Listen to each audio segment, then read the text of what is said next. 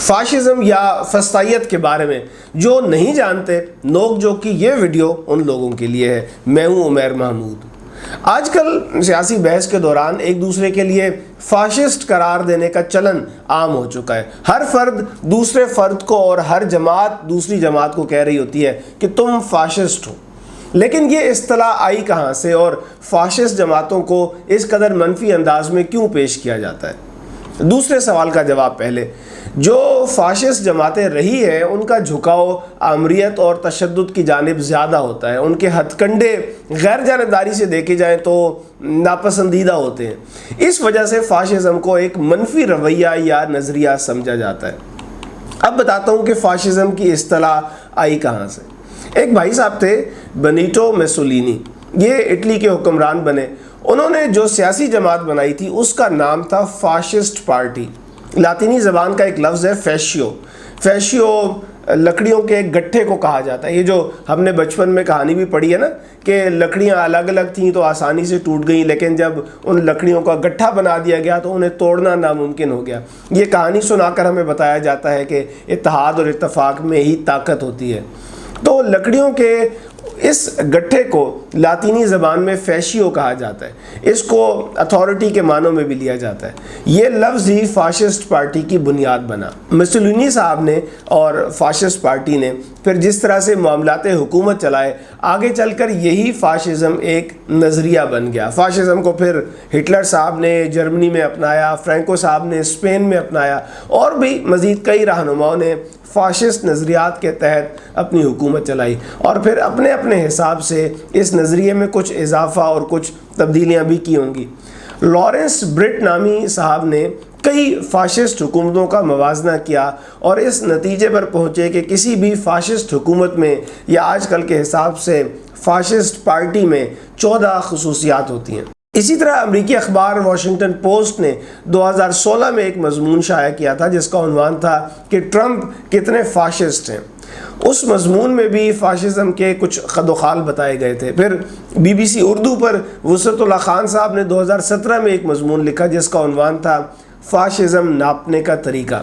میں نے مسولینی اور ہٹلر کے بارے میں پڑھا، یہ مضامین پڑھے اور جاننے کی کوشش کی کہ فسطائیت کیا ہے۔ میں آپ کو بتاؤں گا کہ فاشسٹ پارٹی کس طرح کی ہوتی ہے، پھر آپ نے حساب لگانا ہے کہ پاکستان میں کون سی پارٹی فاشسٹ ہے اور کتنی فاشسٹ ہے۔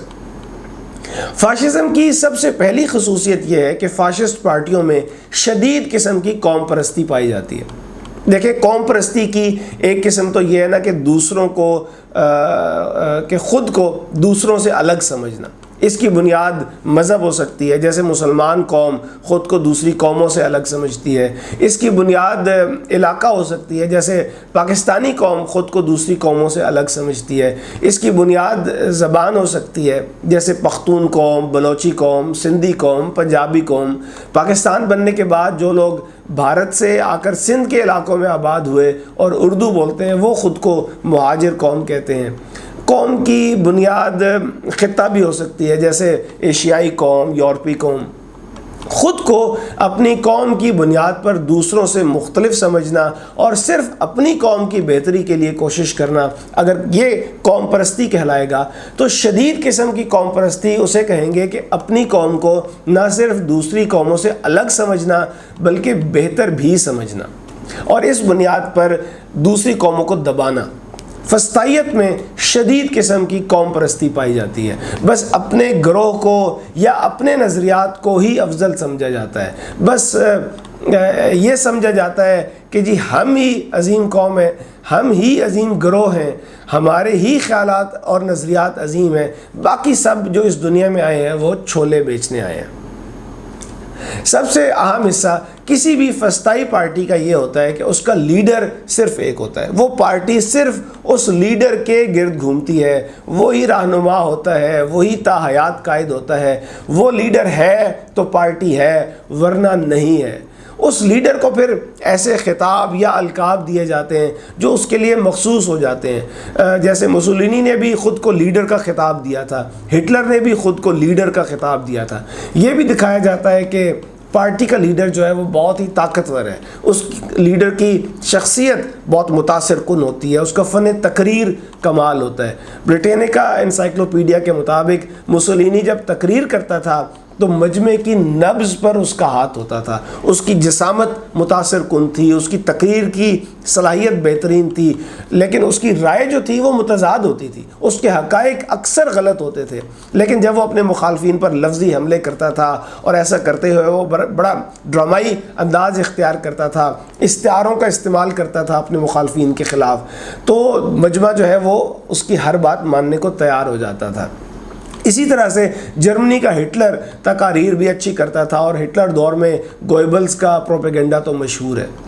تو فسطائی پارٹی میں حقیقت وہی کہلاتی ہے جو لیڈر نے کہہ دیا، وہ حقیقت ہے۔ کسی متبادل حقیقت کی کوئی گنجائش ہی نہیں ہوتی، کوئی متبادل سچ اپنا وجود ہی نہیں رکھتا، سچ صرف اس کو مانا جاتا ہے جو لیڈر نے کہہ دیا ہوتا ہے۔ وہ کوئی ایسی بات کہہ دے جو بالکل ہی ناقابل یقین ہو تو اس پر بھی سوال نہیں اٹھایا جاتا، بلکہ یہ سوچ کر خاموش ہوا جاتا ہے کہ لیڈر صاحب نے یہ بات کہہ دی ہے، اس کی کوئی نہ کوئی منطق تو ضرور ہوگی، اور وہ منطق ہمارے لیڈر کو پتہ بھی ہوگی، اس نے ہمیں نہیں بتایا تو کوئی بات نہیں۔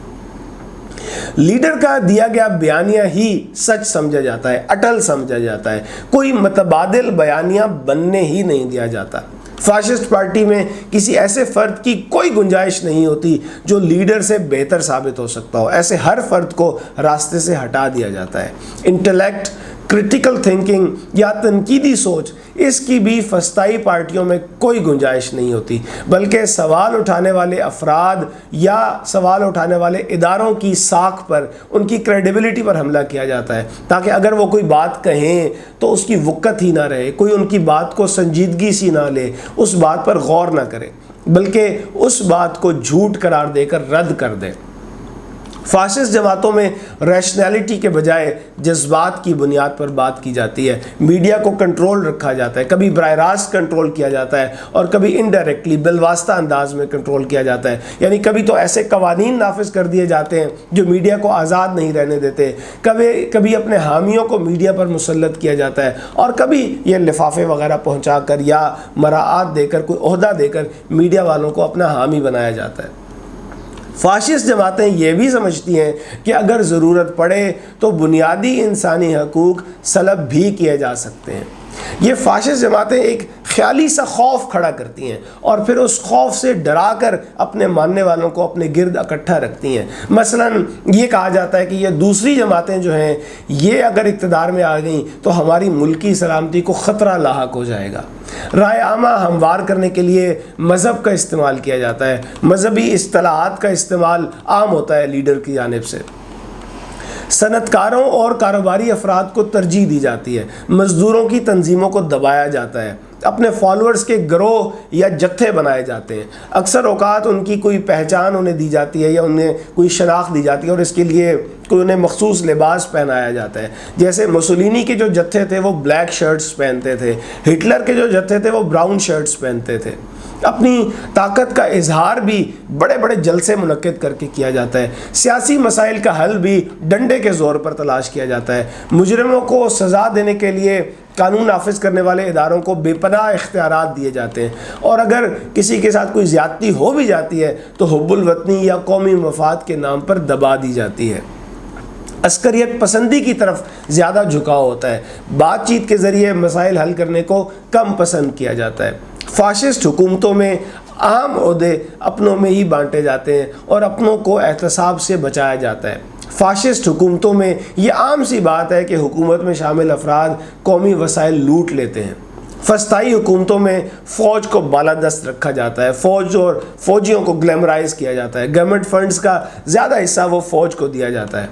الیکشن اگر ہوتے ہیں تو زیادہ تر فراڈ ہوتے ہیں، کبھی اپنے مخالفین کے خلاف ریاستی طاقت استعمال کی جاتی ہے، کبھی ان کے خلاف ایسی پروپیگنڈا مہم چلائی جاتی ہے، اور کبھی سیاسی مخالفین کے خلاف عدلیہ کو بھی استعمال کیا جاتا ہے۔ تو کل ملا کر تقریباً یہ خصوصیات اور نشانیاں ہوتی ہیں کسی بھی فاشسٹ جماعت کی۔ جہاں جہاں جس ملک میں جس جماعت میں آپ کو یہ نشانیاں نظر آئیں، آپ سمجھ جائیں کہ وہاں فسطائیت کا راج ہے۔